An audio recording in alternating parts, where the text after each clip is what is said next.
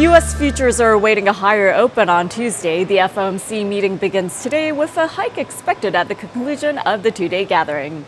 On Monday, U.S. indices closed mixed as the Dow Industrials reached an all-time high. Shares in the automobiles and components, banks, and media sectors were under pressure. Meanwhile, telecommunications services, utilities, and real estate traded higher.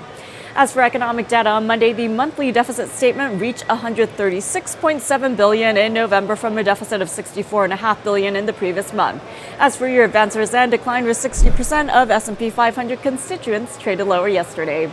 And in the after-hours market, Boeing announced that it will raise its quarterly dividend by 30% to $1.42 per share. It will also implement a $14 billion share repurchase program.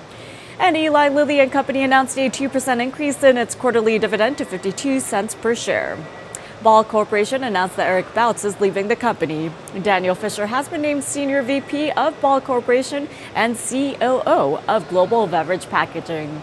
In today's earnings releases, it is quiet on the calendar with no major earnings expected. As for economic data, at 6 a.m. Eastern Time, the November NFIB Small Business Optimism Index will be released.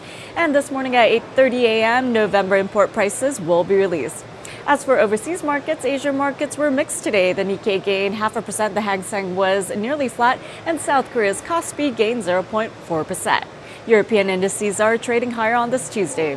As for the U.S. equity indices, the S&P 500 is in the spotlight. On an intraday basis, limited upside is expected. Trading central analysts prefer long positions above 2246 with targets at 2259 and 2265 in extension. As for the Nasdaq, on an intraday basis, the rebound is expected. And for the Dow Industrials, the bias does remain bullish on an intraday basis.